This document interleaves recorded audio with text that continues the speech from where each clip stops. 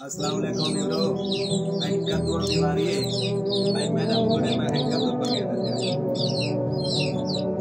कब दूर भाजी के अच्छी लगती है ना। अरे असल पता है कि गर्मी है ना ऐसे करो कब दूर भाजी पके वैसे ठंडी होगी मतलब गर्मी शर्मी नहीं लगती है। कब दूर भाजी खानी हो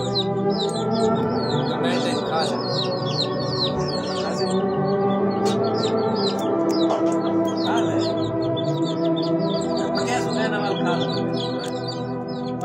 از طرف راه ندیده ها سرزمینی به اسم کشف توان پذیرش یه صدا حتی مخالف عقیده ها از طرف شکاف لایه ها اوج حضورم توی عمق عبورت تو لمس پدیده هاست از طرف کفه برابر تا میون خنده ها نمیری از طرف لبی پاره خطگون تا گوشاتو از رو صدا نگیری از سمت جرأت حمل قامت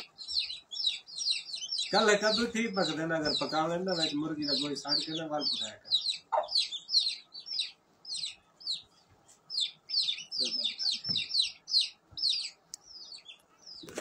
बांध कितनी